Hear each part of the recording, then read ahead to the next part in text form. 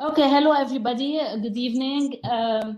Thank you all for joining us for this very interesting, very excited to be joined by so many prominent scholars and as well as colleagues, I guess from different parts of the world. My name is Hiba Khodr and I'm an associate professor at the American University of Beirut. I teach public policy and public management. So here's my disclaimer. I'm not a sociologist, but I could definitely say with certainty that Professor Gauthier's book is definitely a major breakthrough and landmark in the sociology of religion. I do believe, personally, I didn't get the chance to read the whole book, but I did skim through it, which does not give me the right to speak too much about the book. That's why we have the author with us today. So it's definitely an extremely valuable contribution to social theory that goes beyond simply understanding religion in terms of its relation to society, which I think is very important to do, and it's a very timely endeavor. My understanding is that Professor Gauthier gives a new outlook to the link between religion and economics, while simultaneously thinking about the shift toward the global market regime. So let me just introduce him. François Gauthier is a professor of religious studies at the Department of Social Sciences of the University of Fribourg, Switzerland, since 2013, and he was also a professor at the Religious Studies Department at the University of Quebec in Montreal from 2009 to 2012.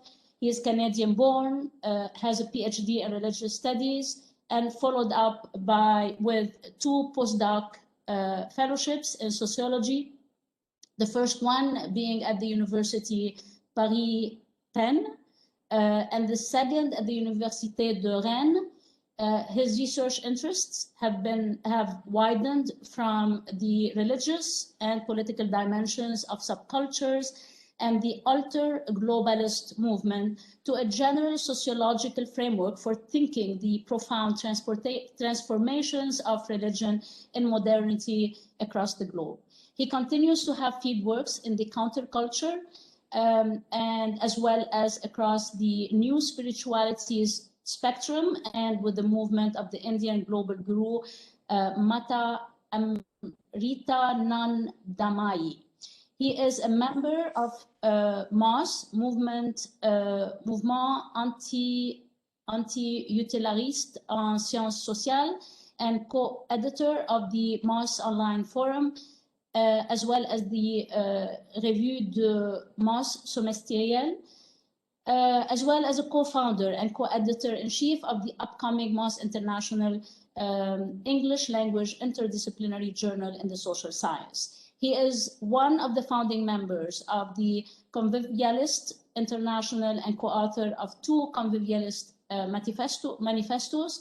Apart from the book that we'll be discussing in tonight's panel, his publications include co-editing the Routledge International Handbook on Religion and Global Society, 2020, the Marketization of Religion, also in 2020, Religion in Consumer Society, 2013, and finally, Religion in the Neoliberal Age, 2013.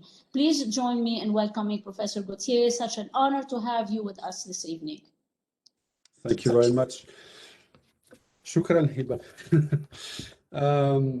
I'm very, very, very pleased to be here. I'd rather be there in person, frankly. There's a large diaspora of Lebanese in Montreal, and that's the best food you could find on the street. I've been thinking a lot about Lebanon because of everything that's happening there. So I'm very, very humbled to be here, and at least know that you guys are in my thoughts quite often, actually. So I'm very, very happy to meet Sari. we've been exchanging recently. It's been very fun. He's also convivialist minded, so we've got a lot in common, I think. And I think with the people who are around, it's good that Hiba, you're not a sociologist of religion. That means you won't take it personally.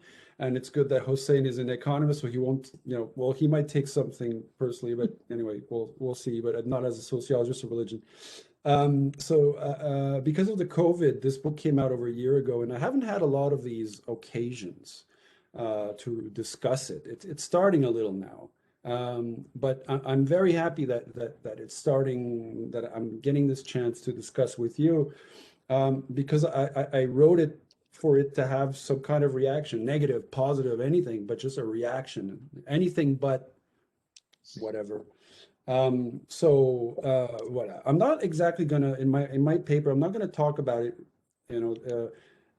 kind of map it out. I'm more gonna talk about how I develop my perspective, and then sketch out the main lineaments of the thesis. I don't have any PowerPoint because with these virtual meetings, I feel it's much easier to concentrate on the person when you see the person. It's much easier for me to see you, or even just the names, than look at my PowerPoint. So I hope I'll speak clearly.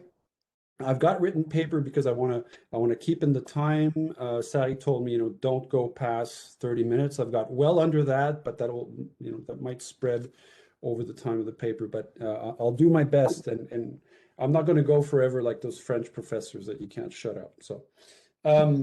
So bear with me. We're ready. Let's go. For some time now. So the belief that religion was to fade away as progress and modernization rolled onwards has been seriously eroded, even in the West. Rather, we keep on hearing about the return of religion. Yet, what exactly is returning? In the Muslim world, meanwhile, we hear of diagnoses of a massive process of re-Islamization.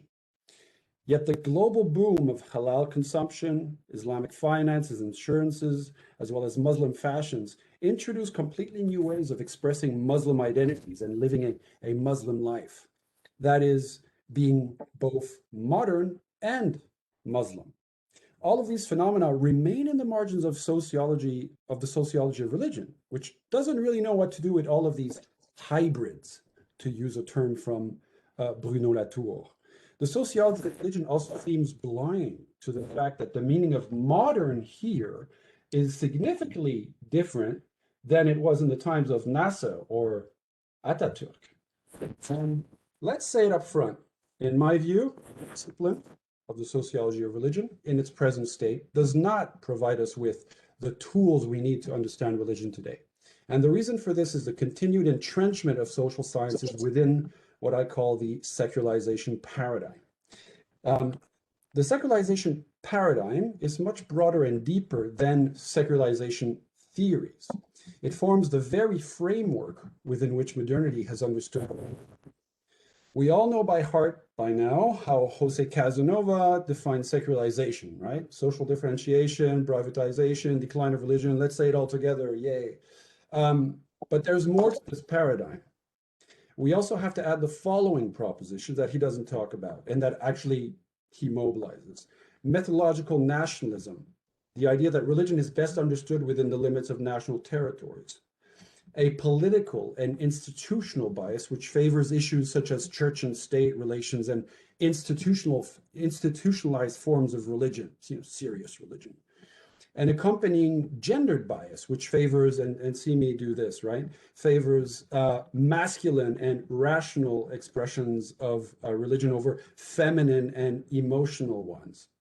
A focus on belief and exclusive belonging, an understanding of religion in relation to two divides, private public and religious secular, a quantitative rather than qualitative appreciation of religion, the idea that religion can decline or return, not just the idea of quantitative sociology, but this idea that religion is like water in a glass. It can go up and down, but it can't, that's all it can do.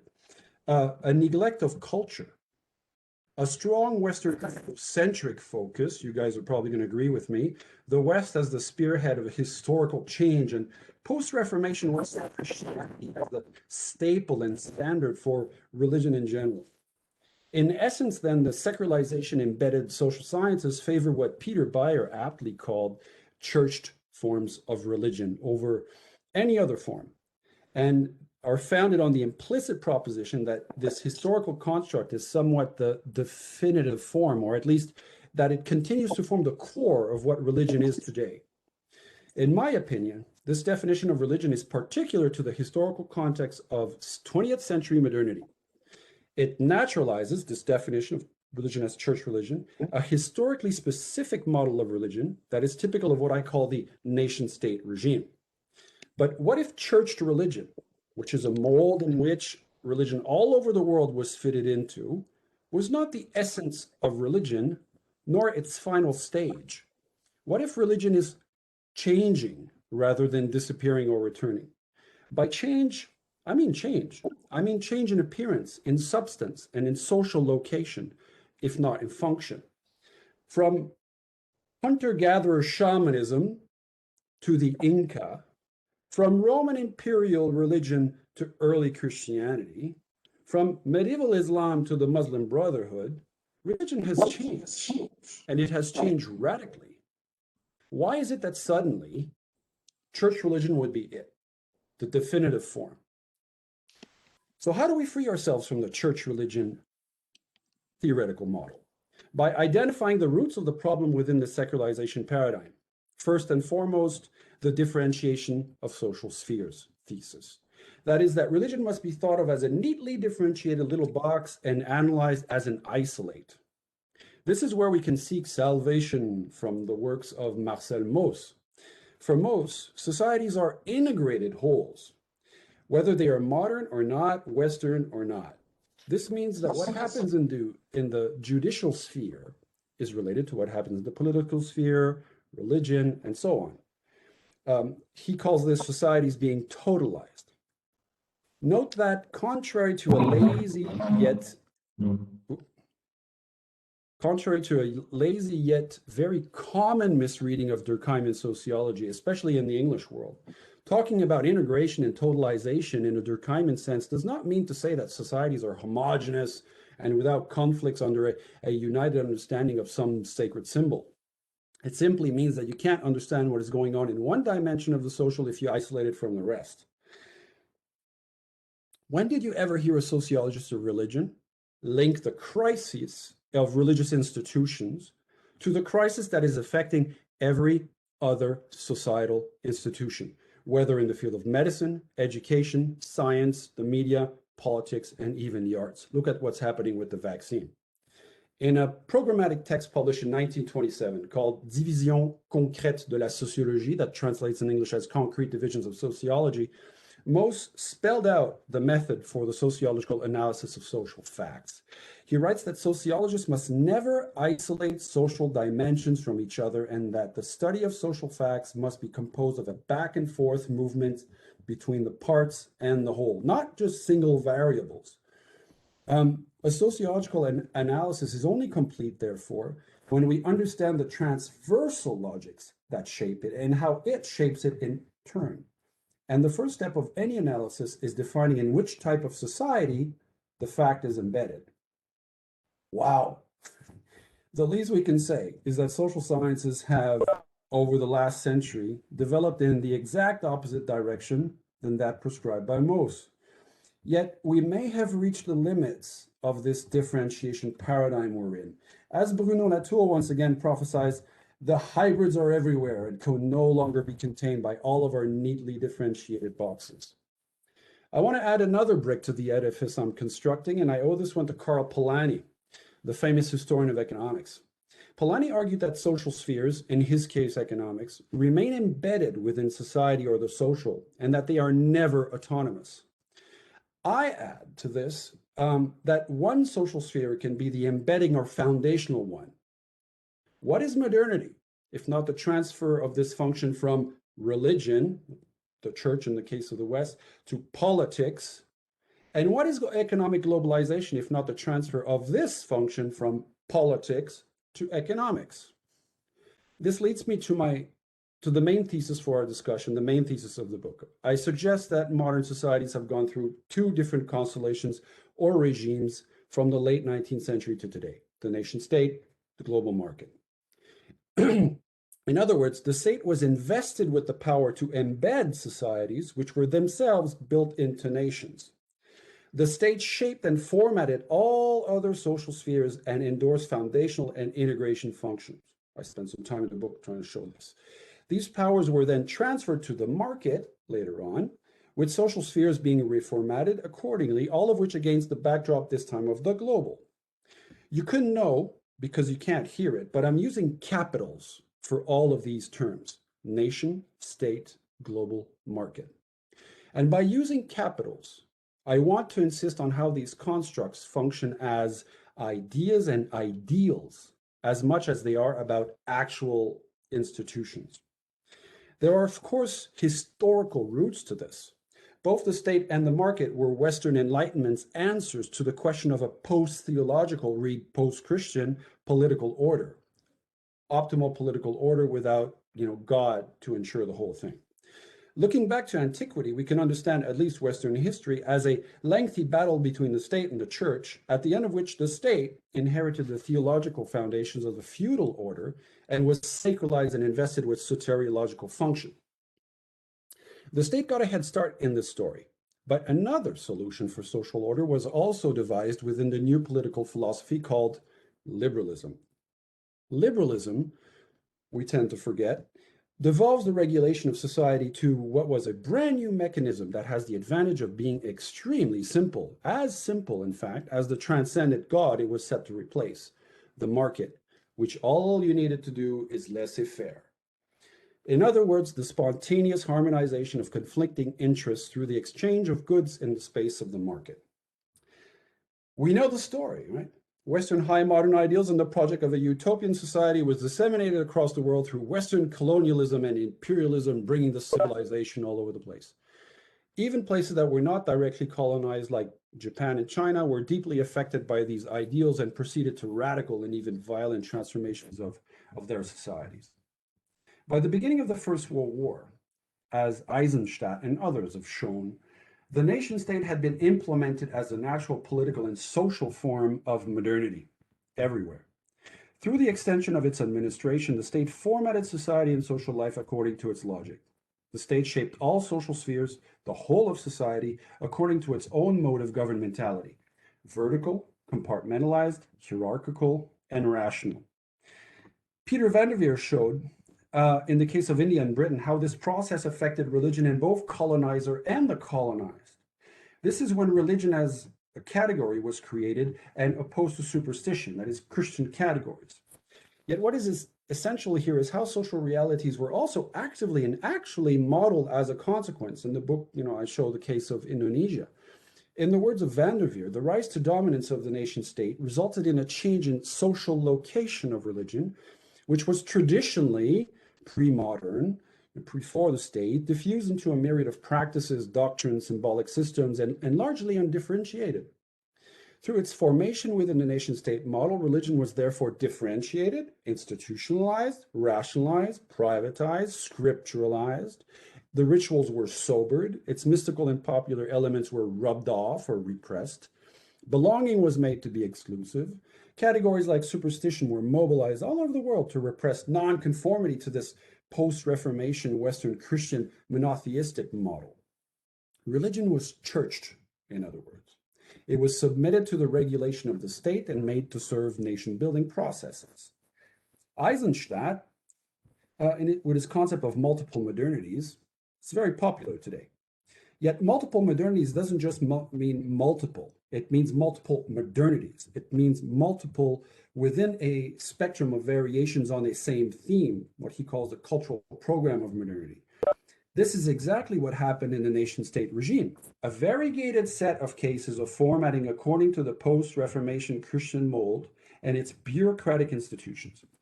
In a nutshell, then, religion in the nation-state regime, as most other dimensions of the social, were statized and nationalized.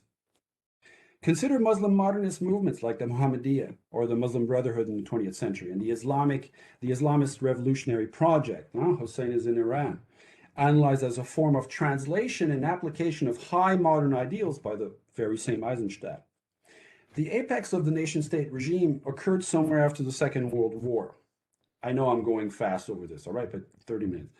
Outside the West, colonial state and nation building proceeded from the existing political institutions and achieved different states and varieties of development, whether one looks at the Middle East, China, or Africa. These differences in nature and degree explain differences in the success of and the shape of the boxing up of religion or the spread of secularism. That is the ideology according to which state and religion should be separated. Notice how this perspective shifts our gaze away from secularism, secularization processes, and secularity. I got to it at the end. Secularity, secularization, levels of achievement of the secularist idea, it becomes one aspect among the others. It doesn't become central.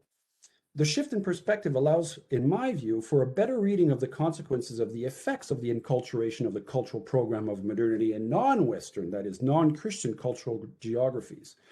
For in a majority of cases, modernization did not mean secularization in the Western sense. It did not lead to the massive decline of religious beliefs and practices. From Latin America to Africa to the Middle East, all the way across to Asia, only a handful of countries enforced secularism. What is true for all countries, however, is this formatting of religion on the church model, and I'll continue to prove this in book 2. The 1970s started to erode the sacrality of the state and contest its sovereign heights. Things started in the West once again and quickly rippled out.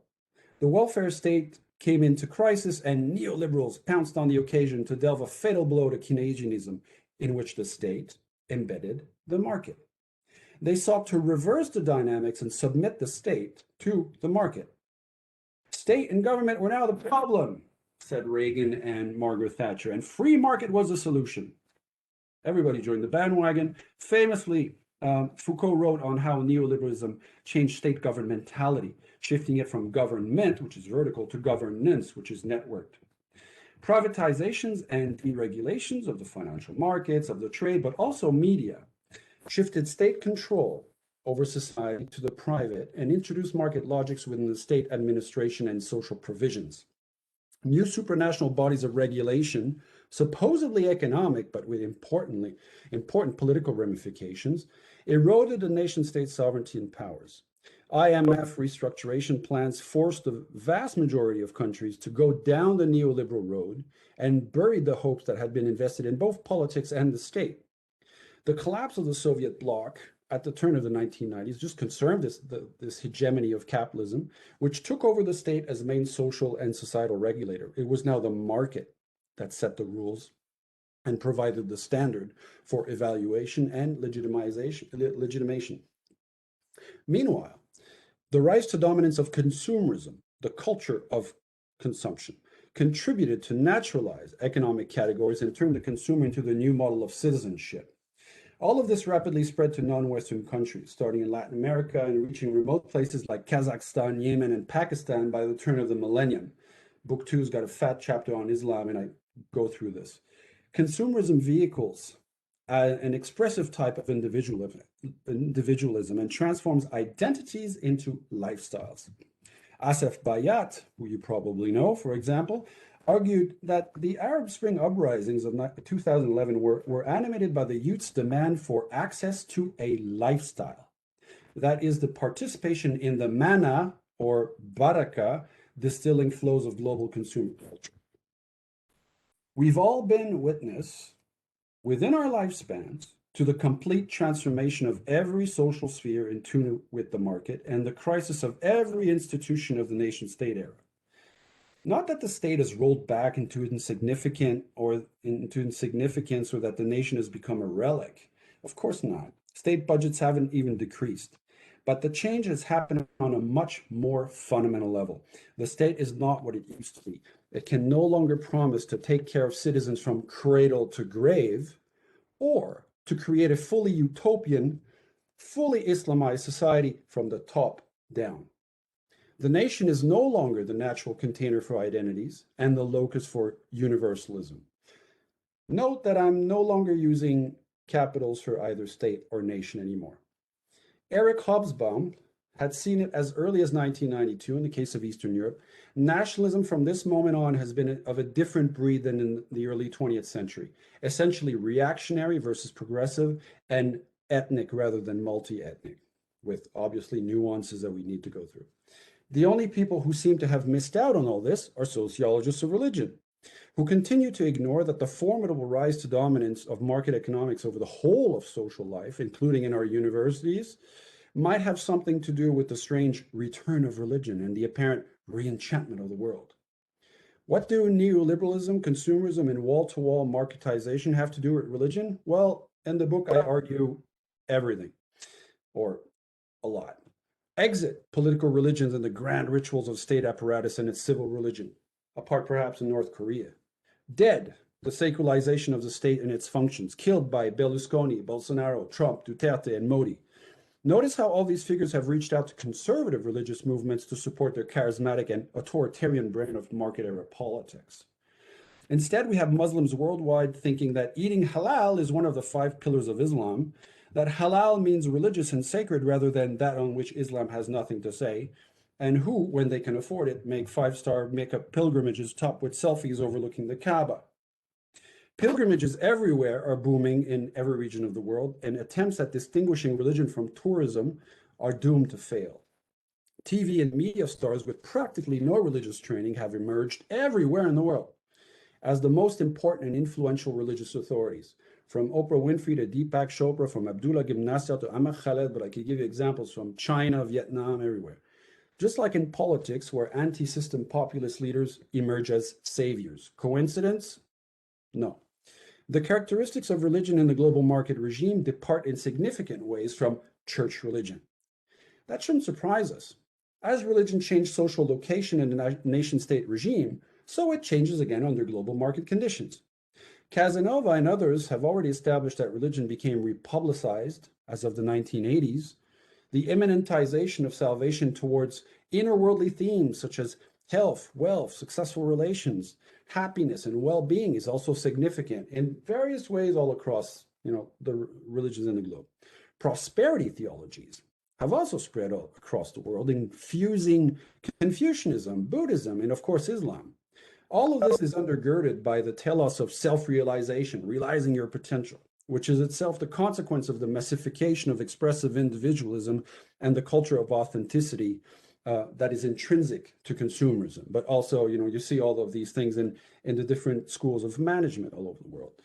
Religion has become lifestyled and made to serve issues of identity, belonging, and ethics that mean providing answers as to how to live.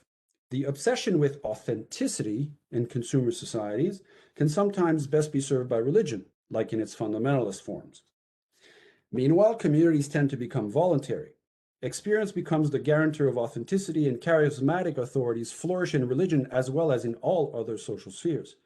From Pentecostals to New Age to Qigong to Ruqya, religion is now all about healing. Reason and scripturalism have ceded to emotions and experience. Former repressed popular religious practices make a comeback, as do superstitious, magic, and of course mystical practices, which are now fully democratized. Religion has come out of its church box. The era favors network actors and organizations rather than centralized and bureaucratic institutions. Islam's lack of institutional structures, which was so problematic in the nation-state era, has become one of the factors for its incandescent revival. Just like the faith-based initiatives in the US, by which religious actors compete to provide social services, religious groups all over the world are finding new opportunities in the terrain ceded by the state. All of this corresponds to market logics, with entrepreneurial forms of religion faring the best, by far, while highly institutionalized church-type religions are challenged, decline, they're made to adapt, made to adopt branding, made to change their strategies towards consumer-oriented strategies. People like Marcus Moberg have written on this.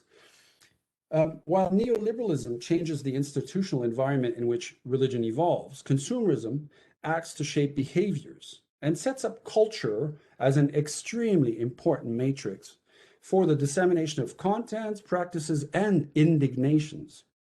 The global market regime blurs the former boundaries between the social spheres, multiplying hybrid phenomena. religion tends to become constitutively transnational, challenging the validity of mythological nationalism.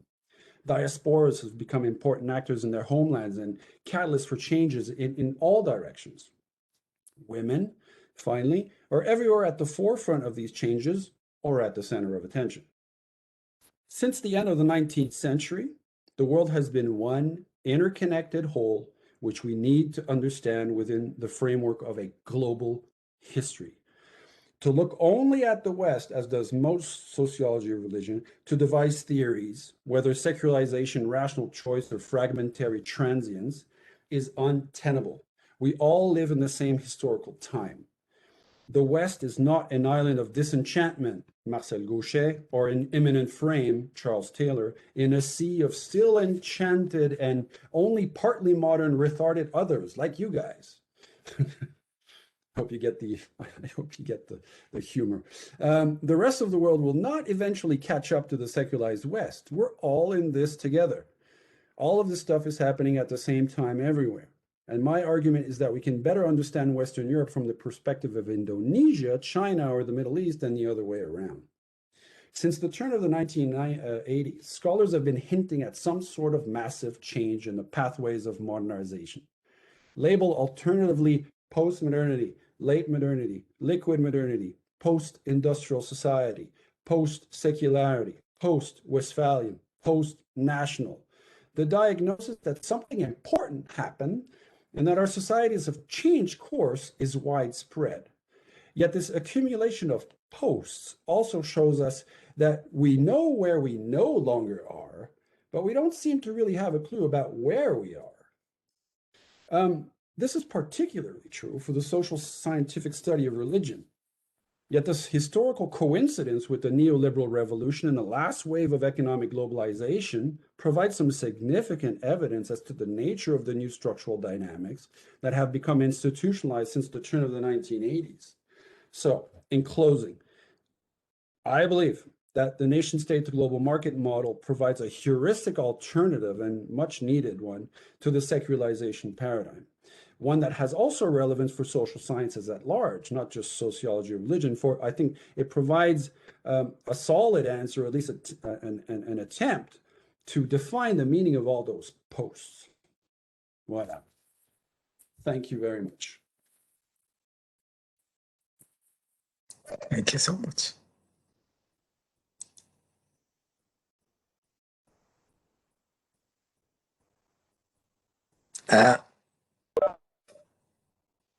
Yeah, unmute yourself. Okay. Yes, thank you so much. That was a very concise yet full-blown summary of, I guess not the book, but of course the ideas. And I like the fact that you put together ideas and ideals. That resonated a lot with me. So thank you so much. Now we will be starting our discussion, and before I welcome our first discussant, I would like to offer my sincere condolences for the loss of your uncle, Dr. Radmar. Sorry about your loss, and allow me to introduce you. Hussein Radmar is an assistant professor in economics at the American University of Beirut. He received his PhD in economics from West Virginia University. His research fields are development economics, political economy, and institutional economics. He is particularly interested in studying informal institutions such as religion. His work has appeared in contemporary economic policy, economic methodology, and applied economics letters, among many others. In the past project, he had looked into the relationship between religiosity and entrepreneurship, as well as religious diversity and conflict. In ongoing research, he is studying the mechanism through which economic marginalism fuels the hate crimes. He has also been involved in the field and lab experimental project that study specifically the role of religious beliefs and affiliation in individual decisions on public economic matters, such as tax paying behavior and so forth. So the floor is yours. Welcome, Hussein.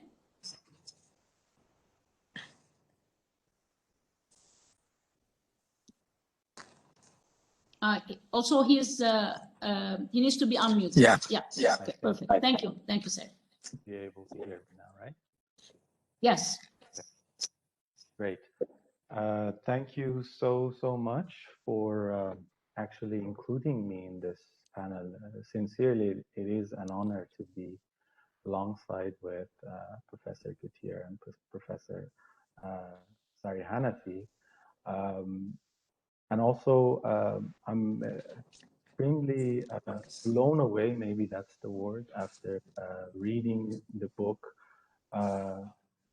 because quite honestly, it was my very first experience of reading a text in which is criticizing the stuff that I have been student of for past more than 2 decades. And at the same time, everything is making very well sense for me, and it's actually drawing the picture of the path that I have been as a scholar within the discipline of economics, been exploring and trying to transition to. So for the next few minutes, unfortunately, I don't have a text to read from, and also just in the last few hours, I decided instead of going through the usual kind of book review discussion procedure of giving an overview of the book and then pointing out some of the points that I have as comments, as questions. Instead, I directly go to the part that I want to hear a little bit more from, as well as I do have some maybe questions somewhat, or rather stating the point from the perspective of somebody whose work is categorized in discipline of economics under economics of religion. So maybe the parts of the book, I think it was chapter 5 of the book, which extensively talks about the historical progression of what we get to as the new liberal ideas in the discipline of economics, and in general, the methodology under which the book calls not methodology, but the general paradigm that book calls rational theory, or rational choice theory, RCT. That's exactly the part of the book that I have been thinking about, the alternative methods and alternative basically narratives that has been growing within the discipline of economics that somewhat goes along with the main takeaway of the book, but also I was not quite sure where it can be fitted. So what we call in economics now economics of religion is rather newer than what has been labeled as sociology of religion. Specifically, we can say that towards the end of 80s, early 90s, as the book also mentions that by the work of Gary Becker in Chicago, some of his students who later became the star of the fields of economics of religion, such as Larry Iannacone, for example, start to basically frame questions that has been usual questions in the fields of development economics or different applied microeconomic, basically, questions using variables that have been related to religion. Particularly attempts to quantify concepts such as religiosity using some variables that are more usual in the literature. The area that I have been personally interested in, and I found the criticism of the book very aligned with the difficulties that the field itself has been facing, particularly was in quantifying basically the explanation that was just given, that there is a measurable thing that we call it religion that goes up and down. You know, there's a meter that you can say that this much of religiosity exists in certain locality, or this person is religious by this measure or that measure. Has been challenges that a lot has been faced by people who do work actually empirical research like myself. So the part that I want to kind of raise this kind of question is that, so there has been a utilization and the rise of the utilization of experimental methodology within the discipline of economics that are certainly not really followers of RCT, the rational choice theory. They do criticize the rational choice theory significantly, and we do not really believe, or when I say we, there's no belief of such a thing that the individuals or agents, so-called, that we are working with are maximizing their utility, their preferences are complete, and all the assumptions that we teach our students.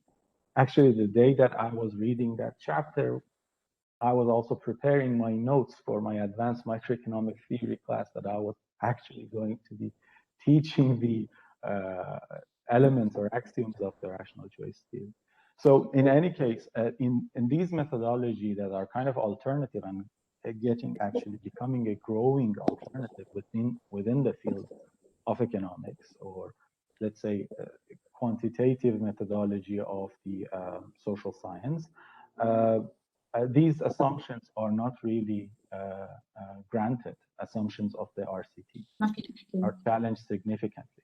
So what I want to actually raise as maybe something that we can discuss a bit in more detail afterward is that in this transition or marketization of religion that is beautifully explained and elaborated in the book, this way of studying and dealing with religion without really considering rational choice theory, the classical, new classical model in economics, is still observing this transition. It's still actually legitimizing the fact that, for example, religion has been marketized. However, it is still sticking to the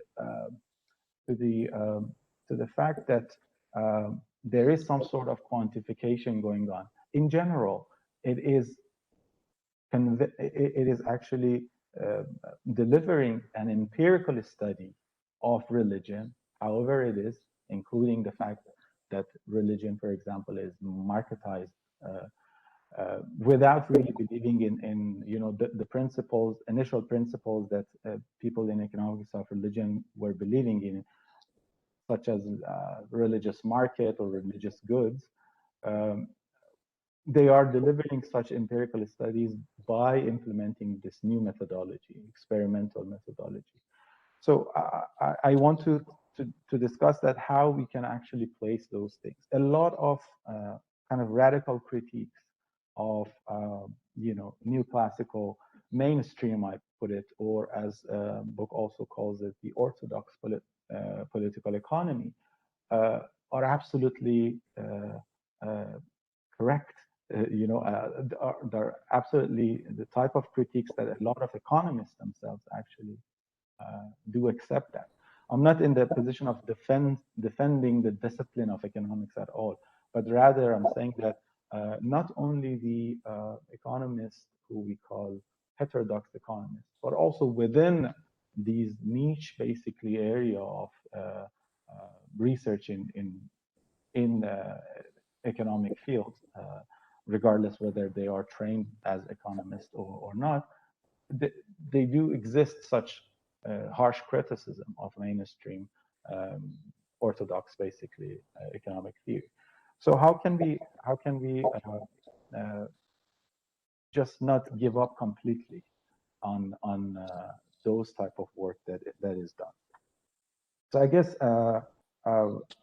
I would rather stop here. I'm sorry that I did not do the usual going through the chapters of the book and summarizing it, because honestly, I think, I mean, this was something that I wanted to say, that again, the journey that the book develops throughout the first 8 chapters of it is, I mean, not only it is written beautifully and you can follow the arguments well, but also it is such a comprehensive reference book that is not only probably can be a textbook or reference book for courses in sociology, but also in the fields that that I am active in, economics. So I think I'm going to stop here, and then maybe we can come back to this discussing what I just mentioned later. Thank you so much. Thank you, Hussein. Now yes, Sari. Okay, so now we will move to our second discussant, our own Dr. Hanafi. Sari Hanafi is currently a professor of sociology and the director of CAMES at the American University of Beirut, and also the chair of the Islamic Studies program. He is the president of the International Sociological Association and also the editor of Idafat, the Arab Journal of Sociology in Arabic. Recently, he created the portal for social impact of scientific research in/on the Arab world. He was the vice president of the board of the Arab Council of Social Science between 2015 and 2016. He holds a PhD in sociology from the School for Advanced Studies in the Social Sciences in Paris, 1994.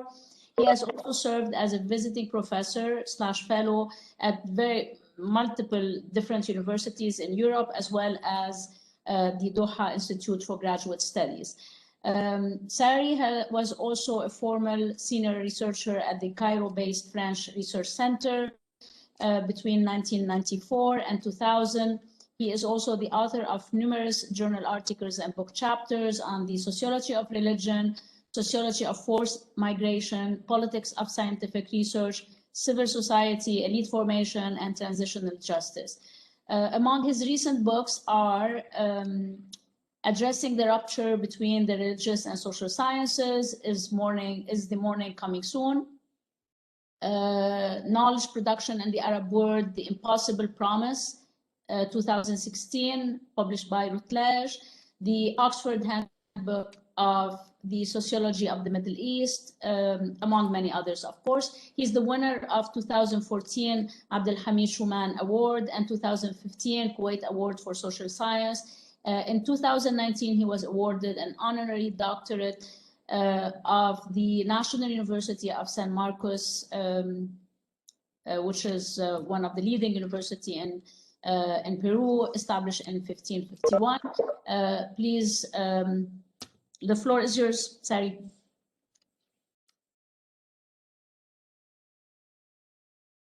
We can't hear you, Sari. Thank you so much, Hiba, for your introduction. Again, on behalf of CAMES and Islamic Study Program, I would like to welcome François Gauthier, specifically because we are all from AUB except you, so we are really honored. When François, just to remind you, when you sent me your book maybe a few months ago, I have a lot of things in my plate, especially as a president of ISA, but I said I will read only the introduction. And from the introduction, dragged me to the chapter 1 and chapter 2 and etc. And I end up not only read the whole book and enjoy it so much, but also I wrote a book review which will appear in International Sociology Book Review, hopefully in 2 months.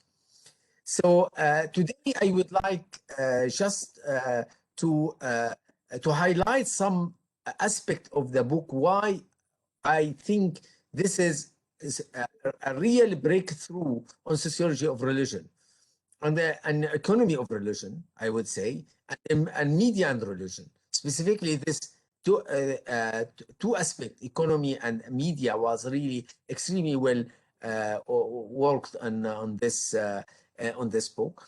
And I like that you are not just a theorist, a philosopher who just throw global ideas because you live a place in Europe, coming from Canada. No, you are very well grounded. I feel the depth of your ethnography in Indonesia, for instance, your work on Pentecostals movements, Catholicism in Europe and Latin America, and so on. So I think really I like examples you bring.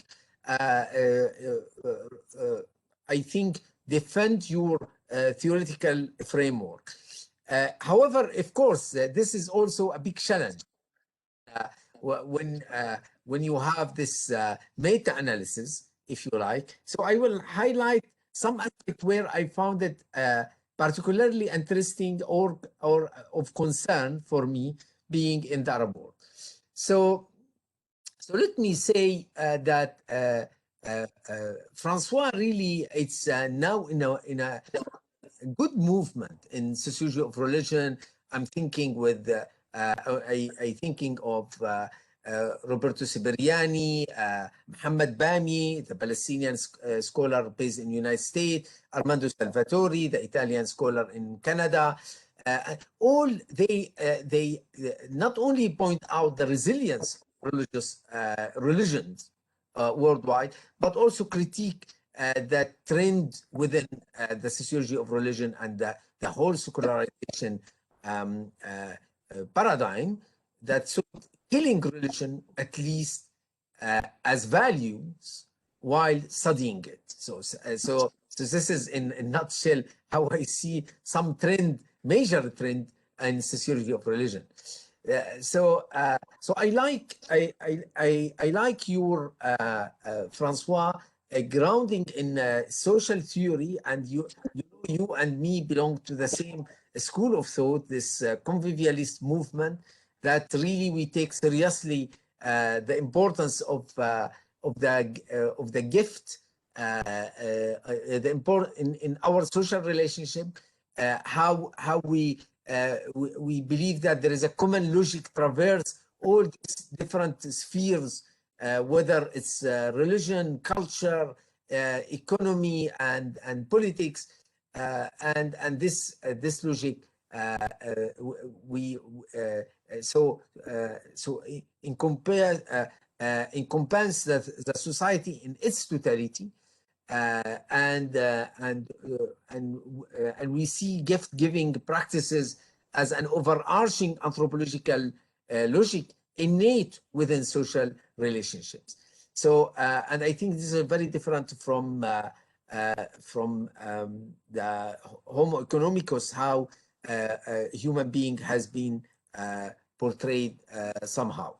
Now, yes, and as Hussein highlight that you are you position your critique actually against two schools of thoughts, the rational choice approach to religion, and specifically the Chicago school with Baker, and who become mainstream in American sociology of religion, and by consequences disseminated all over the world.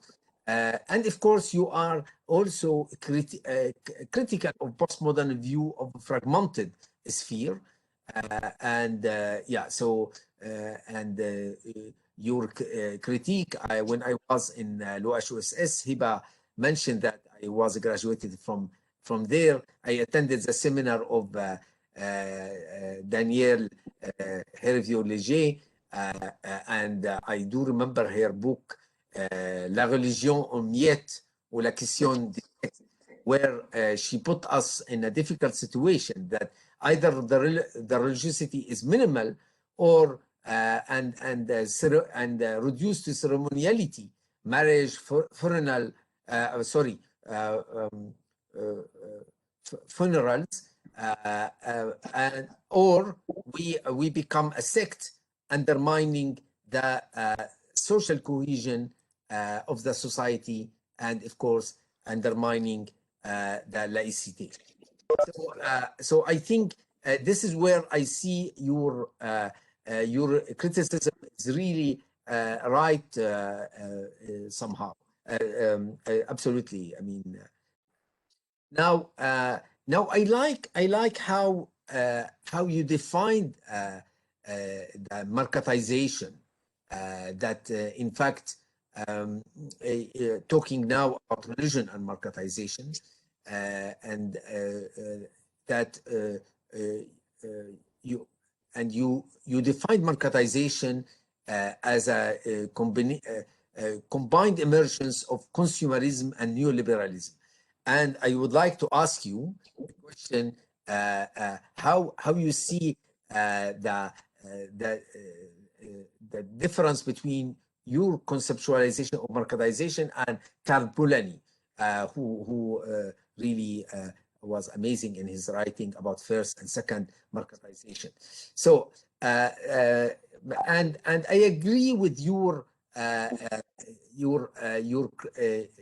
critic. So for you to understand the nexus between religion and marketization, the keyword is lifestyleization of religion, and I really agree with you where, for instance, and I see as you see the amazing rise of global Pentecostalism is an example of that fit perfectly into this global market mold. And then you criticize two trends. One trends which say, look, this bastard religious actor, they come to undermine.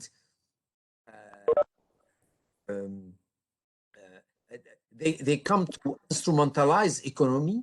They create a specific niche like Sharia-friendly product, like halal product, and by doing this, they are just making fun of consumer to sell more. Yeah, and also you are criticizing the opposite trend. Those who said that yeah, I mean, our religion is pure. And we don't want to commodify it. So,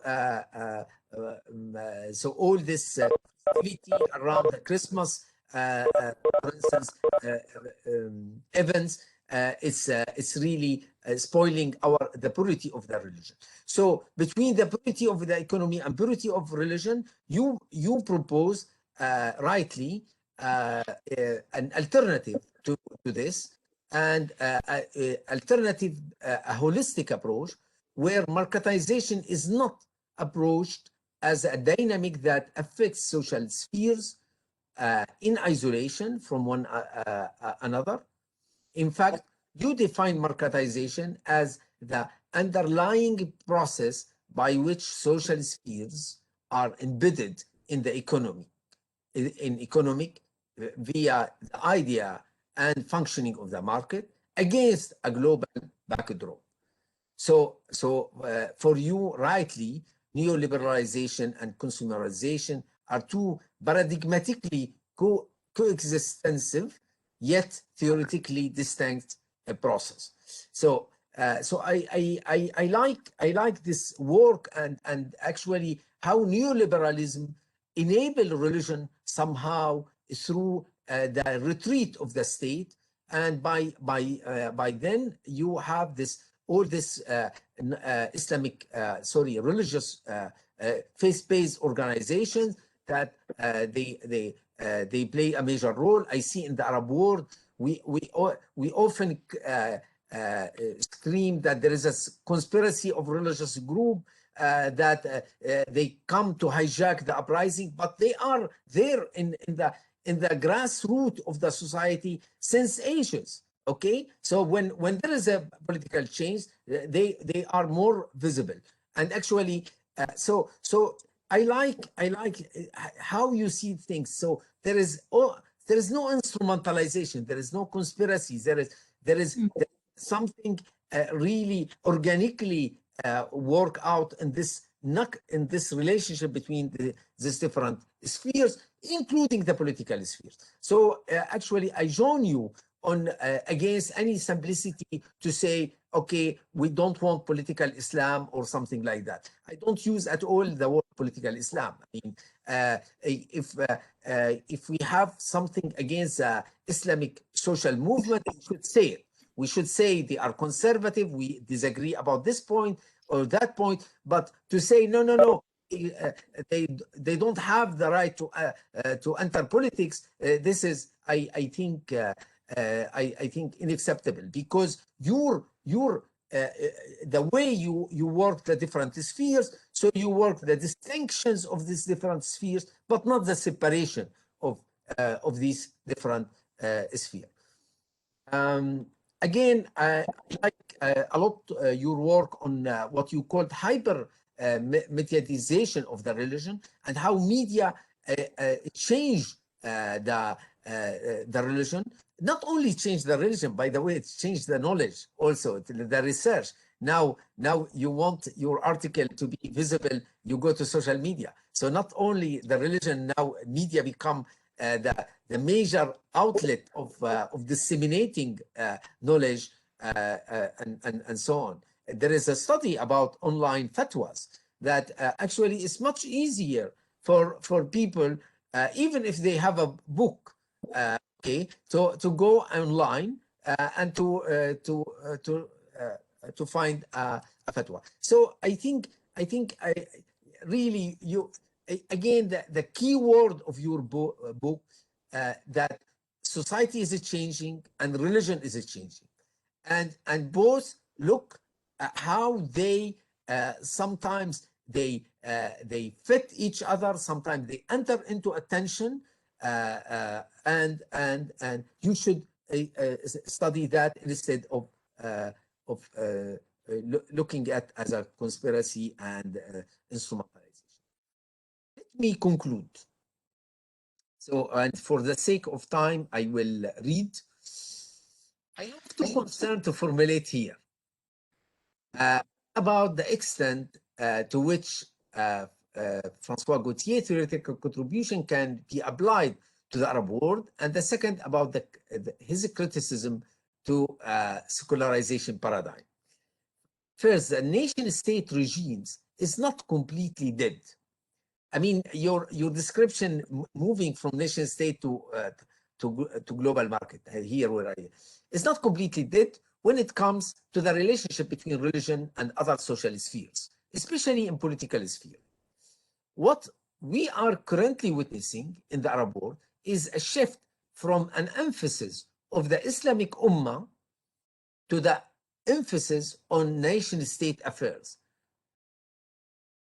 The support, or at least the passive attitude, of the Moroccan Islamist Justice and Development Party, PJD, for normalization relationships with Israel, which has been justified by arguing for the primacy of Moroccan affairs over the Palestinian-Israeli conflict, clearly shows how important the nation-state political imaginary is for such Islamic movements.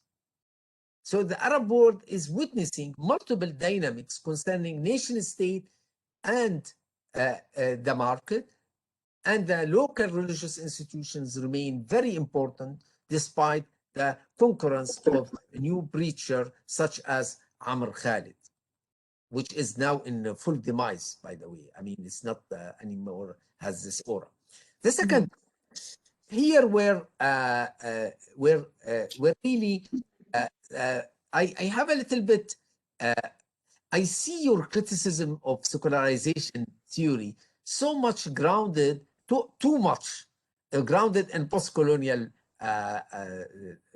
theory. It means to say, okay, the problem that this secularization paradigm doesn't take into account what is going on in the global south. But I think I'm afraid that I am like you. I am critical how this paradigm carry with it the idea of privatization of religion from the public spheres and the decline of religiosity.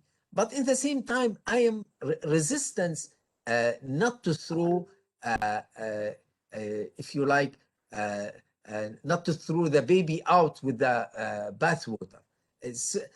Secularism and secularity still very, very important, but we need really to work of it as a mechanism that always guided, like Cécile Laborde make it very clearly that actually secularism should follow the liberal democratic ideals. And in this meaning, neutrality of the state should be restricted to reply only to the notion of the good, and of course separation should be minimal. This is why your keyword, I think, is important, is the sanctions. Okay, let me stop here. All right, thank you so much. Thank you, Sari. I guess we'll take maybe a few minutes, François, to respond to some of the comments that both Hussein and Sari had in their discussion, and then we could open the floor for discussion. Is that fair, Sari? Yeah, absolutely. And just Hiba, remind everyone that you can raise your hand through WebEx. And then you could if you don't know how to raise your hand, please write in the chat that you want to talk. And Sari, you need to unmute François, please.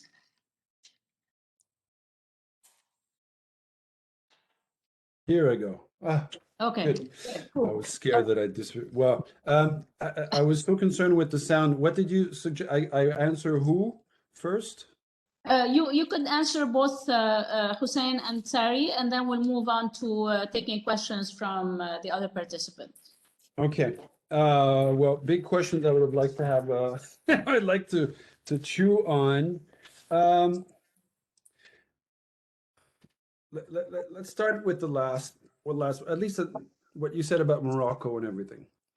I have a lot more time in book 2 to work on some of the nuances.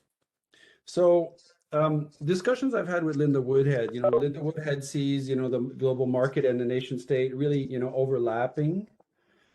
I think from my approach, I like to see a clear cut, not clear cut, but it's to see how, you were talking about Morocco, we can easily show, and how Senegal has done that for Morocco, showing how politics have been neoliberal in Morocco and how things, the state have been changed. So if I understand you correctly, Sari, is that, okay, two things, is that there's not just the global, there's also the local. That, it's absolutely right. It's the idea is the nation becomes porous in a certain sense.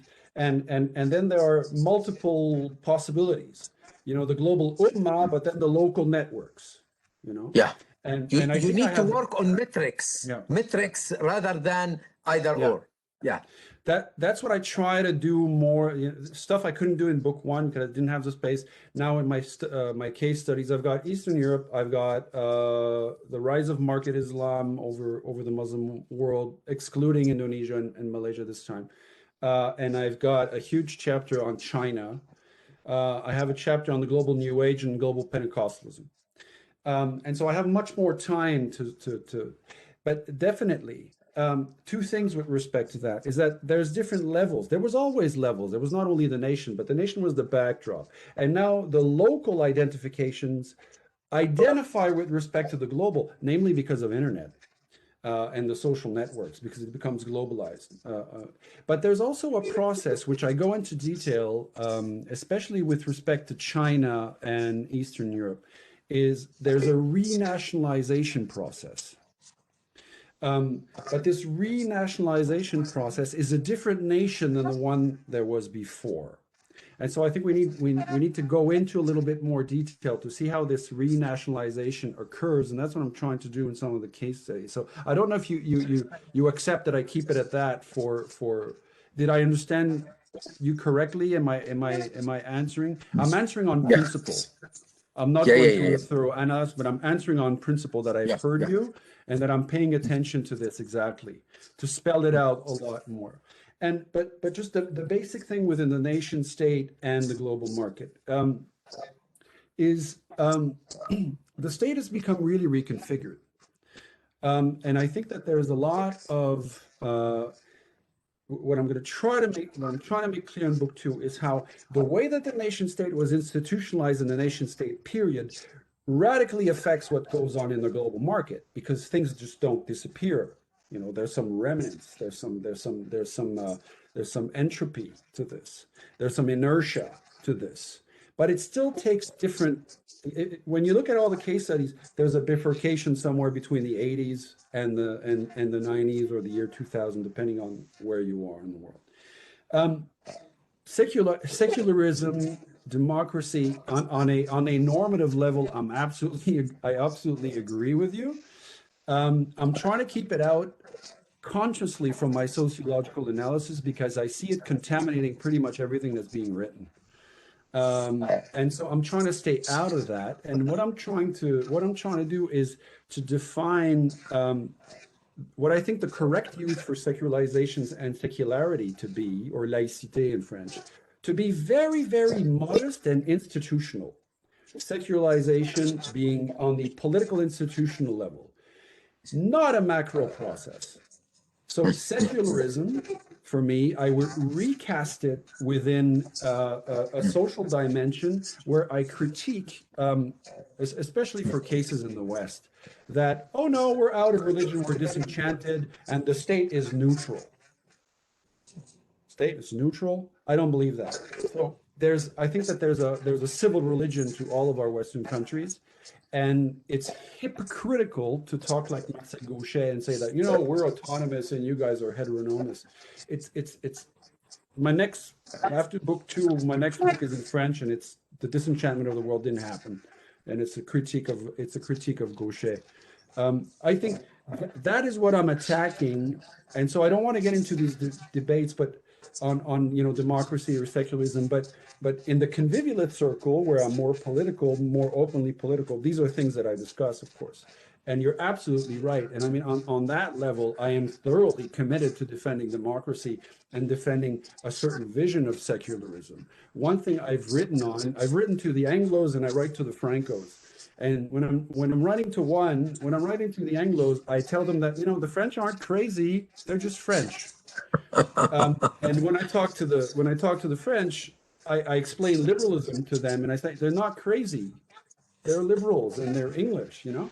So I don't think that there's a one model fits all. Secularism is not a T-shirt. It gets embedded within cultural legacies, and in Europe, there's a clear distinction on, you know, how the law is built, how public gardens are designed between the north and the south of Europe, Orthodoxy and Catholicism and Protestantism, and you can basically cut any issue with that frontier.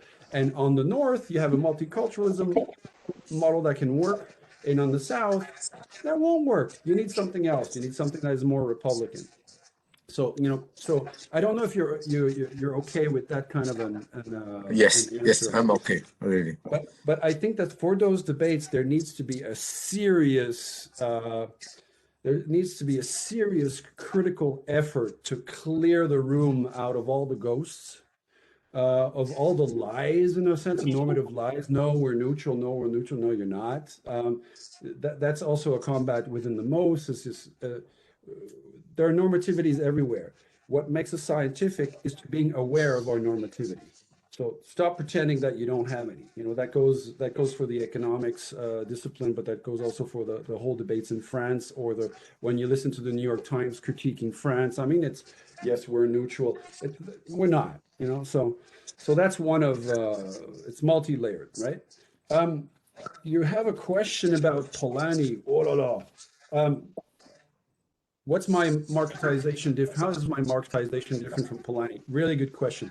Marketization for Polanyi is really the fitting into the market mold, almost like within the economic theory. In my marketization chapter, I define that as one being part of the process. Education is being marketized in the sense that it's being put into a market box. But that's only one part of the problem. The other side, which Polanyi doesn't write about, is this idea of lifestyling, is this idea of consumption being not about, you know, rational choice and economics and the market form, but it being rather what the anthropology of consumption from Mary Douglas onwards and cultural studies tells us that consumption is about. It's about circulation of values, circulation of identities, of symbols, etc. And that we need this complex, holistic approach to understand marketization. So part of the process is breaking things down in a market mold, but the other part is it can't just be formal. It also needs to be substantive. And so the consumption aspect allows me to talk about that. There's another difference between me and Polanyi. Is Polanyi basically said, he was only looking at economics, and he said at the end of the 19th century, beginning of the 20th century, the economy really got autonomous and then started to embed the rest. And then the two world wars happened, the horrors of the Second World War, and then basically when he wrote the Great Transformation came out, he was, "UP, that era is over, the state is back." I think that if he looked also at the state, and that's why I take Rosan Vallon and I take these authors who worked on the state, it's very clear that even in the early 20th century, the economy was embedded in the nation and it was embedded in the state.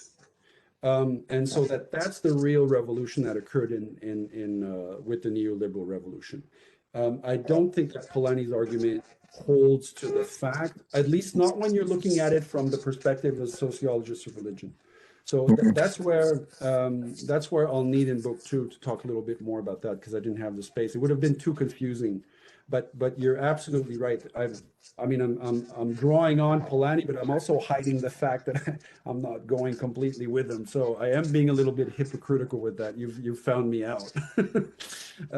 And I'm glad you talked about the gift theory. There's a lot of things I want to do in book 2 that is making explicit things that are implicit in book 1. The whole thing that I gave you in the first part of my talk, where I was talking about, okay, this is how I see societies, they're grounded, etc. I'm trying to make these things explicit. I don't think I'll manage to get the gift in there really, because it would just add too much, but you've totally found me out. I mean, it's there. This is the frame I'm thinking from.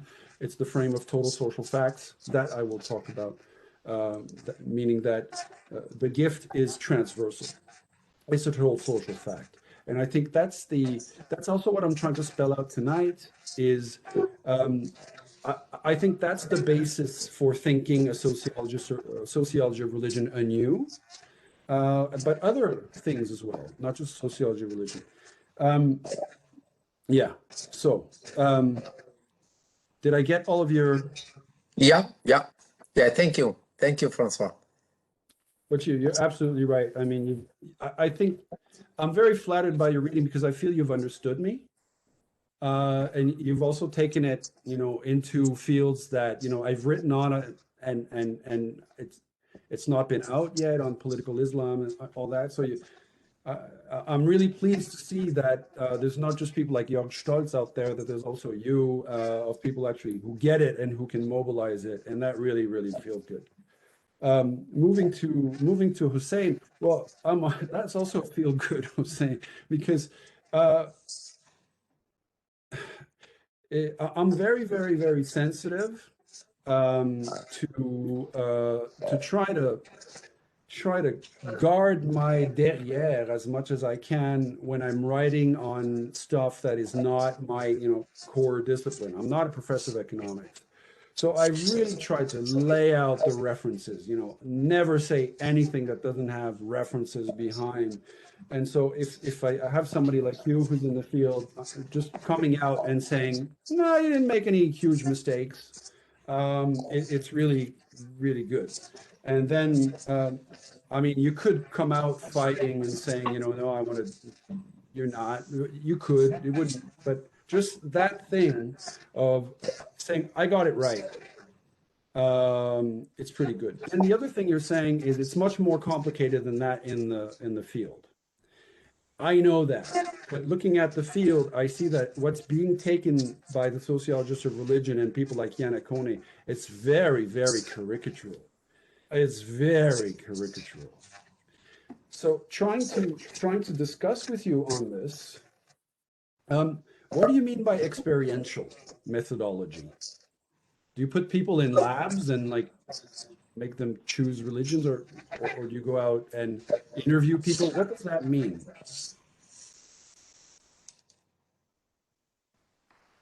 All right. Yes. Well, partially it is that you put people in lab, but so basically the experience of social psychologists basically that has been coming into economics, but it's not all that. It's not all putting people in the lab, but rather it's just field basically experiments as well. But experiments in the sense that it's staged. It's Well, not yeah. going out to people and talking to real people in real situations. Well, yes, there are shortcomings such as this external validity of them as well, but they don't need to be all staged. There are some like quasi experiments as well. That's so-called natural experiments as well. But the point is that maybe the word experimental methodology is not correct. Basically, the areas that can be categorized as behavioral economics that falsify all the assumptions that we have on rationality. That's where I'm trying to get to, like people within the field of behavioral / experimental economics that do not believe necessarily in rationality principles do study religion and disassociate it from the usual way that that others in economics of religion have done. Well, all right. I was going to talk about behavioral economics, thinking that, you know, it would be a nice way to discuss without going exactly in what you're doing, of which I don't have much of an idea. I've looked at your stuff on the internet. I couldn't really get my head around it. But I had to react in a newspaper last week on behavioral economics, on the idea that we have a fight in our social science department, that we've got the faculty of economics, which is also called social sciences, social and economic science, or economic and social sciences. And they're all neoliberals and marketing and management. And we're like, give us the social, stop it. It's confusing for the students. And they just don't even listen. So there's an imperialistic, that's just sort of a parenthesis, but there's an imperialism to the economic field. Gary Becker had Foucault's disciple come to Chicago. He didn't even open a book by Foucault in preparation. And he was there for an hour, they exchanged, and he went away. It just doesn't interest me, you know? So this imperialism, which is not your case, obviously, but this imperialism of the discipline, I find, I mean, is anything but conducive to any kind of substantial and fruitful discussion. So if we can have that discussion, you and me, it's fantastic, but it's also not the norm. Behavioral economics. Now, I'm taking the standard definition of it, right? It mixes cognitive psychology, political economy, and behavioral psychology. Well, behavioral psychology, and the idea is to look at the social and cultural determinants of actions and to see that they're not always rational, etc. Right? So it's trying to catch the social and the cultural. But behavioral psychology itself took the model of neoclassical economics and brought it into psychology. It was massive in the 80s, and now it's declining because people are seeing that, okay, you can modify people's behaviors, but you destroy their idea of the self.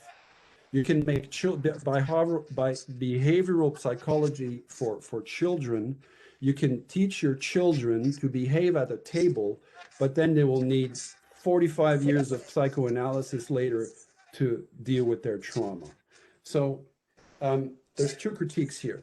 The critique is that if you're trying to get the social in, but what you got in is behavioral psychology, I mean, all you're doing is tautology, and you're not getting at the subject. Cognitive science, it's all in the brain. Getting to the social through the brain. How about trying social interaction? So, and also a lot of what I've seen, and it's from afar, but a lot of the social psychology that goes through on this name is actually psychological sociology. There's not a lot of social in there. It's looking at the subject, it's looking at the brain, it's looking at the functioning. So my conclusion for this newspaper was that, well, it's just completely missing the point. It's not doing what it's attempting to do because it's not taking the right measures to get at what it wants to, or to quote Jim Spickard, you can't get there from here. You just can't get there from here. So how could we? I know that there's conventions, the school. There's the institutional school. There's a lot of things, but what I would like is that the things that you were pointing to were legitimizing marketization. We're quantifying religion within this model. Which is a church model, which is historically specific, culturally specific, doesn't work in Indonesia, doesn't work in Africa. That the limits of these constructions be put on the table. Then we could talk. As a discipline, not you, as a discipline. You know what I mean? And the self-awareness would be a lot more scientific than the methodology that is used to say this is scientific. One of my good teachers said, methods are like a sausage machine. Put in anything, sausage comes out. That's not science. Methods don't give you science. Epistemology brings you science. How did I get there? Where are my normativities? Where are my implicit assumptions?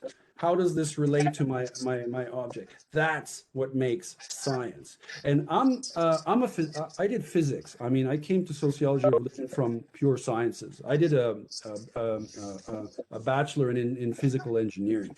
So I know second degree equations. I know relativity. I know quantum physics. And when I came into social sciences and humanities, and they would look at, pure sciences as a model, you didn't get the quantic revolution, did you? It says that everything's relative, depends on your position, depends on your measurement, on your measurement, and you're never sure of anything. Looks like social sciences to me. So when I see economics behaving in a neo-positivistic way, and Karl Popper was a member of the Pellerin Society with the neoliberals, it's just like the economics discipline, tried to be like physics with Adam Smith, tried to be like biology in the 19th century, but hey, there's been Einstein and quantum physics and the Heisenberg principle since then, guys. Didn't you get it? That's the feeling I have as both a social scientist and an ex-physicist, right? So I would say I do this in an article with Jim Spickard that got rejected by Sociology of Religion because four reviews didn't understand what the hell was going on. The Durkheimians, over a century ago, did a sociology of economics that had all of the critiques that anyone can bring to the floor on the model of orthodox economics. And they provided tools for doing a sociology of economics. That's what Robert Boyer is doing. That's what Granovetter is doing. So it's there, but as Spickard said, you know, if you're taking the other route, you can't get there from here. Yeah, sorry. No, point well taken. All very clear, yes. Yeah, anyway, so. Okay, thank you so much. That was really an interesting going back and forth and really inspiring ideas and making us think about what we call science and the process of looking into really actually scientific evidence and so forth. So we're going to open the floor for questions and or comments. If you have any comment or question to ask, please kindly raise your hand. And if you don't know how to do that, you could always write your question in the chat or ask Sari to unmute you at any point. So please go ahead.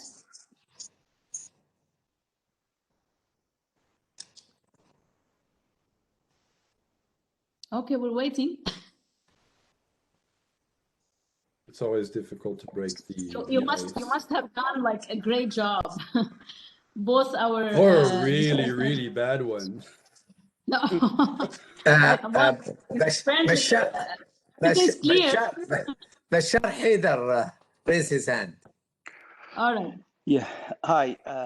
I appreciate the presentation. I take it as a preview to encourage me to read the book. Now I'm convinced I should read this book. So I cannot be accused of misunderstanding your book because I haven't read it, but that's my ignorance saves me in this moment. But I would like to ask you something about normativity that's embedded in all of this. And I'm somebody who was in the normative field. I do normative ethics and normative political philosophy.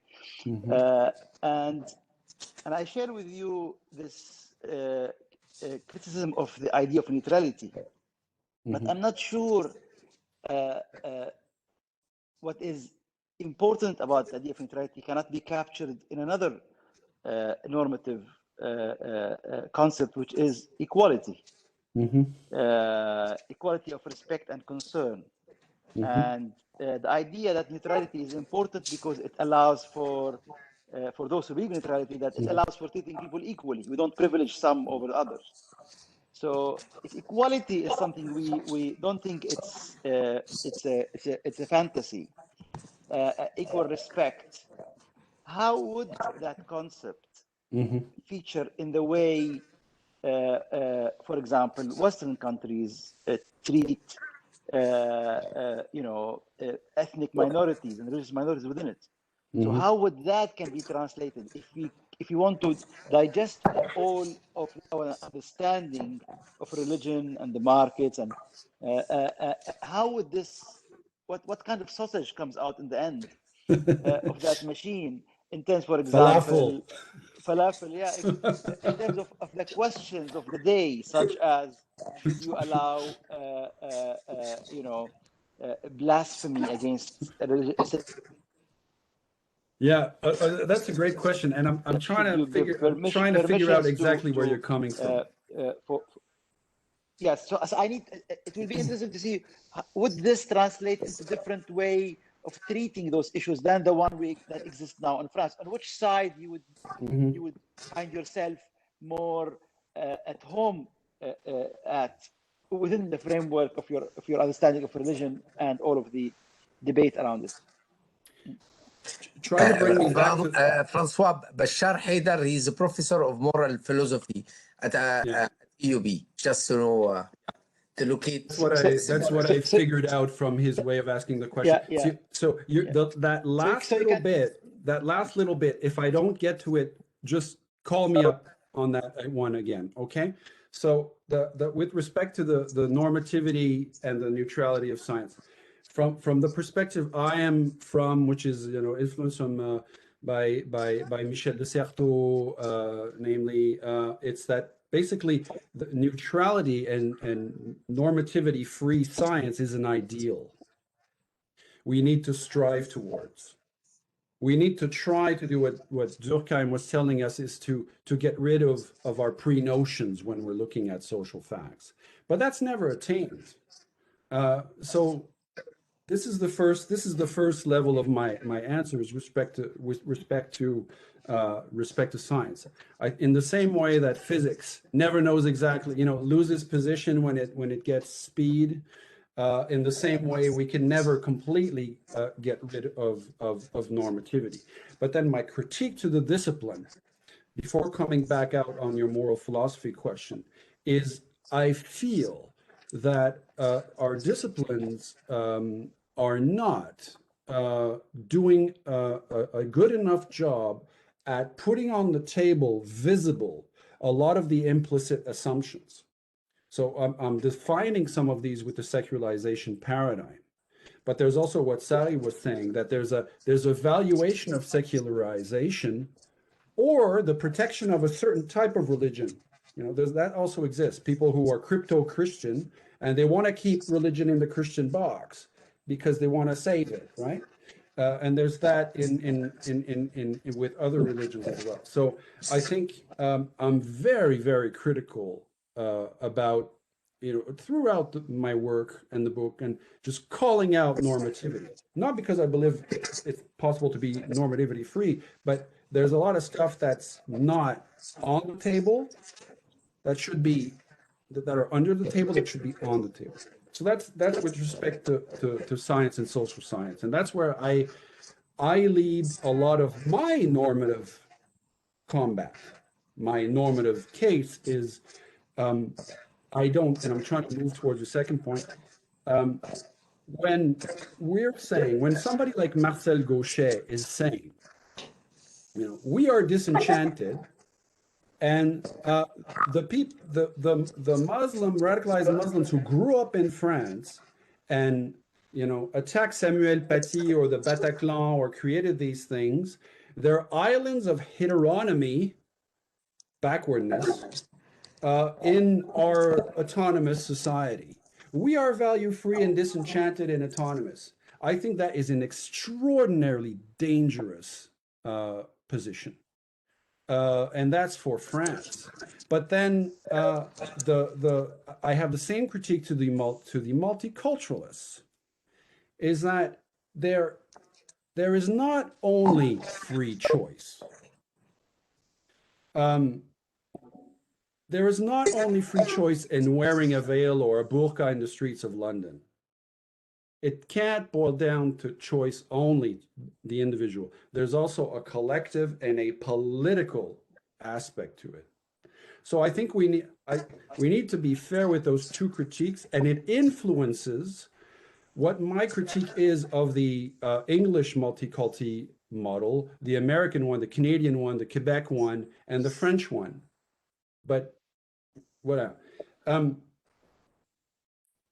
When you were saying don't privilege some over others, when somebody like David Voas in the Sociology of Religion says, okay, there's a pattern, we can measure secularization processes, and we can look at all the different Western countries, and then we look at Greece, and Greece is like us, but 150 years later. What the hell? Or we read about analysis of Hungary or Poland, and basically it's saying, well, it's like France in the 19th century, and the road towards autonomous, disenchanted societies is a long road, and they'll get there eventually. I mean, I thought that evolutionism was a debate we had at the early 20th century, and that it was forbidden to be evolutionist. But there's all of this evolutionism buried in our ways of looking at things that I am attacking with all my might, because I think it is privileging ourselves over the others, and is completely imperialistic and disgraceful. Then when you talk about minorities, it comes back, and I'm not sure I'm answering your questions, but in France, if you tell people, okay, our culture, consumer culture, is all about expressing, There's no more private and public. Everything is public, but religion has to go back in the private. I mean, that is completely stupid because it's not understanding what the hell is going on in our culture. And that translates, it's easy, you know, speaking in English, I can bash on France all day long and everybody's going to be very happy. So I should choose my examples in England to stir some troubles a little bit. But with respect to minorities, I think this idea that societies, if you're looking at any model of secularism in any country, Western or not, you should first look at, you know, what is the culture, what is the society is getting into, and what brand of secularism and integration policy could be good for this place, and not trying to have a one model fits all, which is based on assumptions about neutrality and assumptions about the West being the best. Did I understand and did I answer you correctly? Well, yeah, I mean, I don't with you disagree, and that bothers me because on the issues that you mentioned, I agree with you that I would rather reject those assumptions about the West is the best. I'm trying to that's what I'm saying. I'm saying the West is not the best. No, exactly. So Okay. I agree with you that I reject this assumption. I reject this kind of also, we are 100 years ahead or back in reference to a certain point. All of this is, and I agree with your claim you made in the introduction about we are all living in the same world. We are all living in this kind of modernity. We're not, some people are living yet haven't reached that. We're not in the different time zones, not culturally and politically and all of that. But I come from a kind of the liberal tradition, if you want to call it, not the new liberal tradition, which tries to figure out how do you govern within multiplicities of ideals, ways of life, and all of that, sensibilities. Not that those sensibilities are one enchanted, one disenchanted, but yet still are different sensibilities. Whether to dress, whether to sexual relationships, whether to all of these things. So there are sensibilities. I wouldn't put them in that framework that you reject, which I also reject. But how do you navigate societies with these multiplicities of sensibilities and values to some extent? And the liberal tradition is concerned with this question, at least in the, for example, the Rawlsian framework, without making those grandiose assumptions about the West. But it's basically, it's retreating from this neutrality and priority of freedom to how do you manage plurality and within an equal concern for everybody. And that remains a part, for me, the most important and convincing part of the liberal model. Now, of course, you are right. In order to treat people equally, you have to have an understanding of ourselves and of the others as well. So that's part of the project you are trying to provide. But still, you would have to deal with those questions, difficult questions about how would you go about it?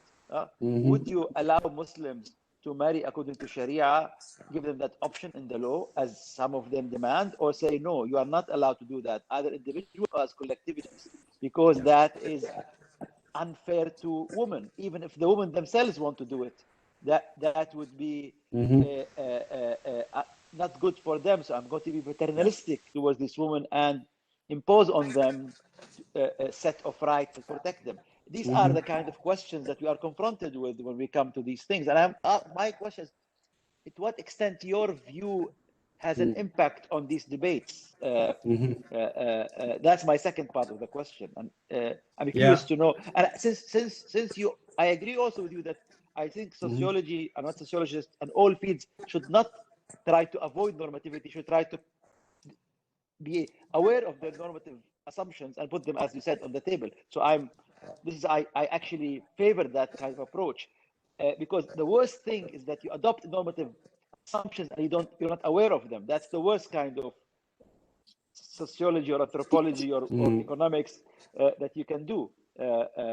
So this is why I agree with you on that assumption as well. Yes. Thanks. I'll try to make more to advance in your direction. Well, you know, first thing, I'm always itchy when I hear about Rawls, because Rawls is the neoliberal revolution in the moral philosophy. He starts with the Homo economicus, the fable, and then the choice. There's been some writings in the Mos for this, and on this extensively, a critique of that, and I'm happy that we'll now have a Mos international journal where critiques of Bourdieu, critiques of Rawls will be able to make it to the English world, because I think it's will be quite important. I did get an article, a critical article on Rawls published, but in Canada, and that was kind of hard to do. You really had to, but anyway, but more. Basically taking culture seriously. Lebanon is not Syria, is not France, is not England. So not one size fits all. So I think on the liberal side, there is really this mythology that we're in the immanent frame, that we can have this model that can apply everywhere, and it's really good. In Canada, I can tell you about debates there. The project of having a Sharia law in Ontario. Finally, it didn't happen. On a purely liberal stance, it was allowed. But then the idea is to say, well, if you're doing that, you're saying that there's absolutely no consistency to Canadian culture. The example that the extreme right has with respect to this is, well, if we go to the Emiratis, or if we go to Saudi Arabia, or we go to Morocco, we can't dress like we want. So why should it be different? That's I think that the extreme right always has very bad answers to really good questions. I think the good answer is that in the West, with this mythology of disenchantment, we're not able to look at the world and say, we are religious, value of liberty in this sense, value of equality in this sense, and this is our common civil religion, and we can integrate you within this religion with accommodations. I like the reasonable accommodation concept from Quebec, but it's reasonably accommodate in the two ways. The people coming in need to accommodate, and the people who are accepting accommodate. And that's the gift theory. The gift changes both parties. There's recognition of both parties. So I wouldn't put a one-size-fits-all model, liberal or Republican, on any country. I would try to think on a more pragmatic level of gift giving, of seeing integration from a gift model. And so I would answer in a convivialist way. I mean, you need to find ways of opposing without destroying each other. You need to find ways through which you can share a common sense of your own humanity. You need common recognition. And there are certain things that are not permissible in this culture. It could be okay in that one, it's not here. Or else you really menace the social bond and you create extreme right-wing movements. So I think there's a lot of hypocrisy in the West. Hypocrisy from the Republicans, like in France, no, we're neutral, and there's hypocrisy from the multicultural perspective, where no, we don't have any values, anything's possible. But now, if you go to Saskatchewan or Alberta and you talk to the people, there are things that are not possible. So I think that we need I would argue in favor of a fresh, pragmatic way that takes culture into account and translates these issues into a gift paradigm rather than a rationalist paradigm. Am I answering you a little more than I was? No, that's very fine. I mean, I would like to continue the discussion, but I don't want to hijack the if others want to ask questions. So, we almost reached our time. Okay, so it's 2 hours so far. Yeah. Yes. I guess, would you like us to wrap the session? I guess Sari? Just thanks to François Gauthier, to Hussein Ramdam, to you, Hiba Khodr, really for mediating this this debate. Thank you, Bashar Haidar, to animate the debate. Always look forward to discuss with him. I audit his seminar on John Rawls last year, and I learned a lot. And I think I am intrigued by the way you label François Jean Rawls as a neoliberal. I mean, utilitarian. Yeah. Even this, I can give you some articles. There's some articles. Please. I mean, Bashar and myself, John Rawls is one of our heroes. Yeah. So let's and I see a lot of interesting with overlapping consensus. I think go in your direction, François Gauthier. I mean, how really it's things work together and de-essentialize the religion, if you like. I mean, de-essentialize this. Yeah. So there is something I think important. In any case, I should say something here, but it's a hero, but not a saint. Go ahead, Bashar. Go ahead. It's a hero, but not a saint. They have their flaws. Yeah, sometimes they have tragic flaws. Sometimes. Yeah.